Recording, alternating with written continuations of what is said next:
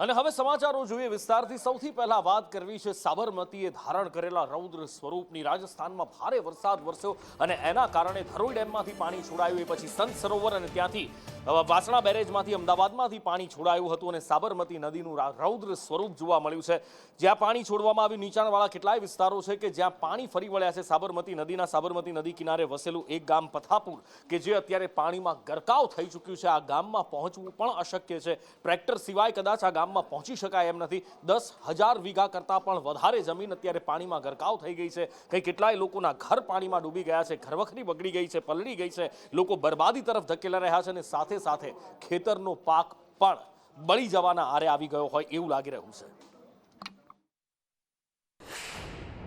સાબરમતી નદી ઓવરફ્લો થઈ અને ખેડા તાલુકાના કેટલાક ગામો છે તેમાં તબાહીના દ્રશ્યો અત્યારે જોવા મળી રહ્યા છે ખેડા તાલુકાનું પથાપુરા ગામ છે આ પથાપુરા ગામની અંદર ઘણા ઘરોની અંદર અત્યારે જળબંબાકારની પરિસ્થિતિ છે આખા ઘરે ઘર પાણીમાં ગરકાવ થયેલા જોવા મળી રહ્યા છે પાણીની અંદર જે પાણી છે તે ઘરોમાં ઘૂસી જવાને કારણે અત્યારે તમામ જે ઘર વખરીનો તેમનો સામાન છે તે અત્યારે પલળી ગયો છે અને તમામ ઘર વખરીનો સામાન અત્યારે જોવા મળી રહ્યું છે કે પલળી ગયો છે એ ઘર વખરીનો સામાન હોય તેમનો અનાજનો જથ્થો હોય કે પછી તેમને સુવાની વ્યવસ્થાની વાત હોય તમામ જે છે અત્યારે પલળી ગયું છે અત્યારે આ ઘરમાં જે જોઈ શકાય છે કે ઢીચણસમા પાણી અહીંયા અંદર ઘરની અંદર ઘૂસી ગયા છે ભરાઈ ગયા છે આ તમામ જે ઘર વખરીનો સામાન છે તે તેમને આ એક બેડની ઉપર ગોઠવી દીધો છે કે જેથી જે બચેલો કુચેલો સામાન છે તે વધુ ન બગડે વધુ ન પલળે હવે અત્યારે ખૂબ જ વિકટ પરિસ્થિતિમાં આ તમામ જે લોકો છે તે રહી રહ્યા છે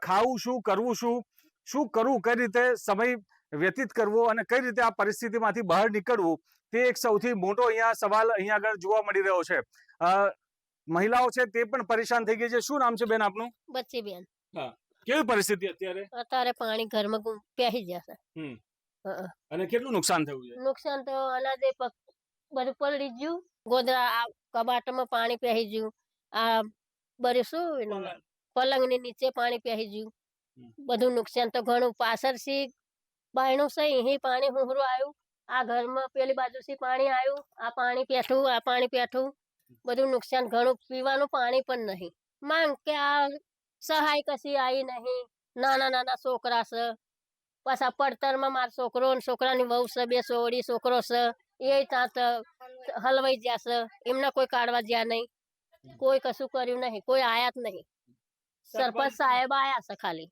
બીજું કોઈ જોવા જ નહીં આવ્યું આવો ને આવું જ પાણી અમારા લગ્ન થયા તારનું તાજ પરિસ્થિતિ છે આટલું પાણી સત્ય કશું આવતું જ નહીં ને તો જે રીતે અહીંયા જોવા મળી રહ્યું છે આ જે પરિસ્થિતિ છે ખૂબ જ વિકટ પરિસ્થિતિ છે સ્થાનિકો કહી રહ્યા છે કે વર્ષોથી આ જ પ્રકારની પરિસ્થિતિ છે આ જે સાબરમતી નદી છે તે ઓવરફ્લો થાય અને તુરંત જ તેનું તમામ જે પાણી છે એ પાણી ગામમાં ફરી વળે છે ને આ તમામ જે ઘરો છે એ ઘરો પાણીમાં ડૂબી જાય છે આ તમામ જે ઘરોની ઘર વખરી છે તે પાણીમાં પલળી જાય છે અને ખૂબ જ વ્યાપક પ્રમાણમાં તે લોકોને નુકસાન પહોંચે છે તેમનું જીવન જીવવું પણ હાલત પણ કફોડી હાલતમાં તેઓ મુકાઈ જાય છે પરંતુ આજ દિન સુધી કોઈ પણ નેતા કોઈ પણ અધિકારીએ આ જે સમસ્યા છે તેનું કાયમી નિરાકરણ કરવા માટે કોઈ જ પગલાં ભર્યા નથી અનેક નેતાઓ જ્યારે વોટ માંગવાનો સમય થાય છે ત્યારે ભીખ માંગવા માટે વોટ માંગવા માટે આવી જાય છે પરંતુ ત્યારબાદ આ જે પરિસ્થિતિ છે એ પરિસ્થિતિના સમાધાન સ્વરૂપે કોઈ પણ નક્કર કાર્યવાહી કામગીરી કરવામાં નથી આવી રહી ગ્રામજનો ઈચ્છી રહ્યા છે કે વહેલી તકે કોઈ ચોક્કસ કામગીરી થાય અને આ જે પરિસ્થિતિ છે તેમાંથી તેમને છુટકારો મળે કરુણેશ પંચમવેદી સંદેશ ન્યૂઝ ખેડા સાબરમતી નદીમાં ભારે પાણીની આવક થઈ આ નદીમાંથી વાસણા બેરેજમાં પાણી છોડવામાં આવ્યું લગભગ 94,000 ક્યુસેક પાણી છોડવામાં આવ્યું હતું અને ત્યારબાદ જે પરિસ્થિતિનું સર્જન થયું તે આપ અહીંયા જોઈ રહ્યા છો આપ જે જગ્યા જોઈ રહ્યા છો તે છે ખેડા જિલ્લા અને ખેડા તાલુકાનું પથાપુરા ગામ આ પથાપુરા ગામની અંદર સાબરમતી નદીના તમામ જે પાણી છે એ પાણી ફરી વળ્યા છે સાબરમતી નદી બે કાંઠે નહીં પરંતુ હવે તો ઓવરફ્લો થઈ ગઈ છે અને ઓવરફ્લો થવાને કારણે તેનું તમામ જે પાણી છે એ પાણી આ ખેડા તાલુકાનું આ જે રઢુ વિસ્તારનું પથાપુરા ગામ છે આ ઉપરાંત રસિકપુરા ગામ છે નાની કલોલી ગામ છે ચિત્રાસર છે ધરોડા છે, આ તમામ જે ગામો છે, ગામોમાં પાણી ઘૂસી ગયા છે. અત્યારની આ જે પરિસ્થિતિ આપને બતાવી રહ્યા છે તે આ તમામ જે આ પથાપુરા ગામના ઘરોમાં પાણી ઘૂસી ગયેલા છે તેની પરિસ્થિતિ બતાવી રહ્યા છે. આપ જોઈ રહ્યા છો કે જે રીતે તમામ જે ઘર વખરીનો સામાન છે તે અત્યારે તમામ પલળી ગયો છે.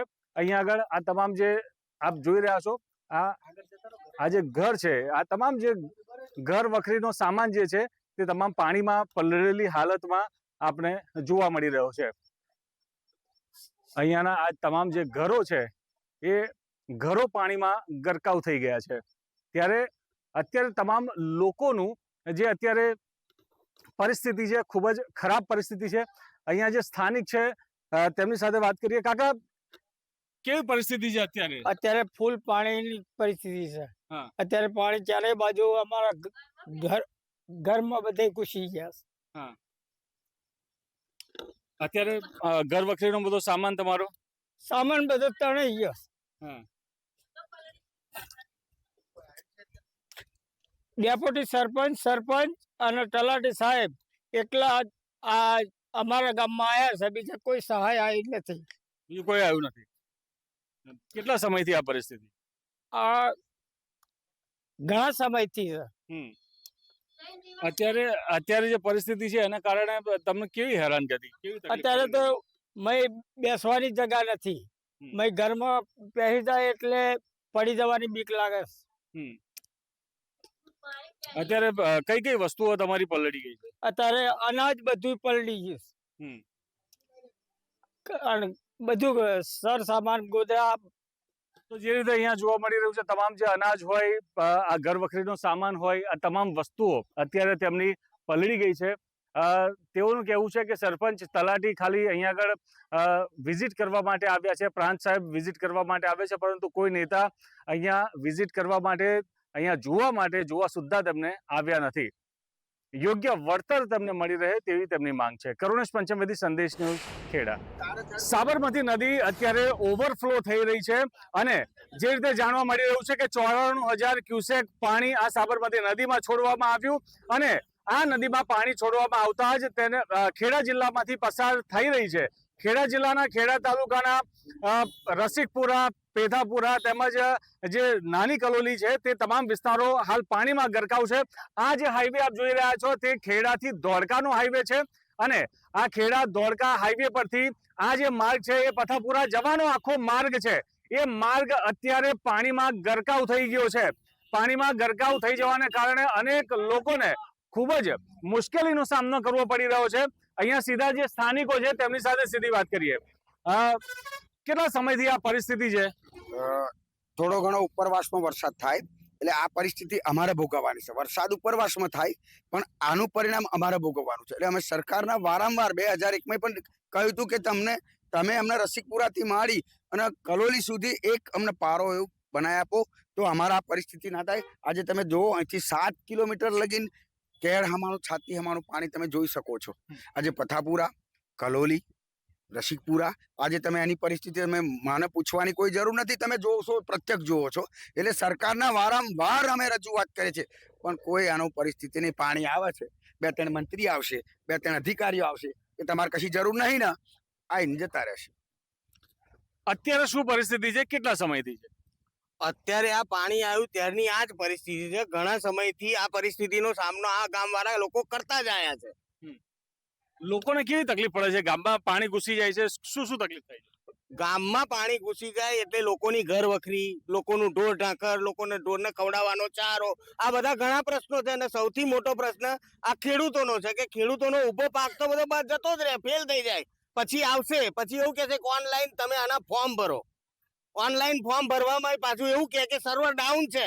આ બધા પ્રશ્નો તો છે જ અને અમે પાછી નકલો માંગવાની અને શું કરવાનું એ તો અમને નહીં ખબર હોતી. 12,000 રૂપિયા 1 વીઘે ખર્ચ છે ખેડૂતનો 12,000 રૂપિયા. તો તમને 1 એકરે 4,000 રૂપિયા સરકાર આપશે. 12,000 રૂપિયા તમે અત્યારે ખેડૂત બહાર નીકળ્યો, હજુ ખેડૂતે મજૂરના પૈસા પણ નહીં આપ્યા હોય, ખાતર નાખી બધું કામ પતાવીને ખેડૂત બહાર નીકળી ગયો. 1 વીઘાની અંદર 12,000 રૂપિયાનો ખર્ચો છે. હવે એની અંદર આ અત્યારે તમે જોયું કે 5 થી 7,000 વીઘા જમીન છે રઢુ સુધી કે છેક સીમ સુધી બધી જગ્યા તમે જોઈ ગરકાવ થઈ ગઈ. બરાબર. આજે તમે પ્રત્યક્ષ જોવો જ છો, આમાં એ માર્કે આવવાની જરૂર નહીં. એની અંદર જે દૂધીના માળ જે હોય, જે વેલા હોય, જે કારેલી શાકભાજીના જે એને વધારે નુકસાન છે. બરાબર. એટલે સરકારને અમે નિવેદન કરીએ છીએ કે થોડું ધ્યાન દોરો આની ઉપર, કે તમારી કાન ટાઈમ છે, થોડું પાણી તમે છોડતા રહો તો આ પરિસ્થિતિ થાય નહીં. બસ મારું એક એવી રિક્વેસ્ટ છે કે તમે આની પર થોડું ધ્યાન દોરો. ચોમાસાની અંદર ઉપરવાસમાં વરસાદ થાય, દુઃખ અમે ભોગવીએ છીએ.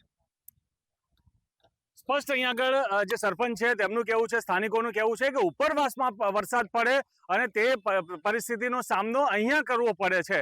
પરંતુ આનું વર્ષોથી અહીંયા આ લોકો રજૂઆત કરી રહ્યા છે, છતાં પણ નિરાકરણ રૂપે જે પાડો બાંધવાની જે વાત છે તે વાત કોઈ સાંભળતું નથી અને તે કાર્ય નથી કરવામાં આવી રહ્યું. તેને કારણે આ દર વર્ષની આ સમસ્યા છે કે અહીંયા પાણી ભરાઈ જાય. પાણી ભરાઈ જાય એટલે તમામ ઘરોમાં પાણી ઘૂસી જાય, ઘરવખરી તમામ જે છે એ પાણીમાં પલળી જાય, લાખો રૂપિયાનું નુકસાન થાય. આ ઉપરાંત ખેતરોમાં પણ પાણી ભરાઈ જવાને કારણે પારાવાર મુશ્કેલી પડે છે અને 1 વીઘા દીઠ લગભગ 12,000 રૂપિયા જેટલો ખર્ચ ખેડૂતો કર્યો હોય તે સંપૂર્ણ પાણીમાં વહી જાય છે.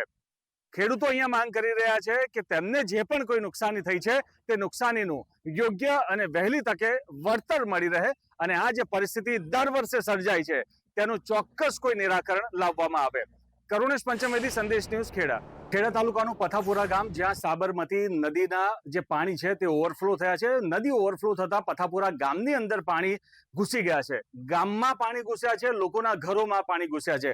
અત્યારે એ જ પરિસ્થિતિ આપણે અહીંયા બતાવવા માંગુ છું કે અત્યારે તમામ જે લોકો છે તે લોકો અહીંયા જે રહી રહ્યા છે, ગામના લોકો છે, તેમના ઘરોમાં અત્યારે પાણી ઘૂસી ગયા છે.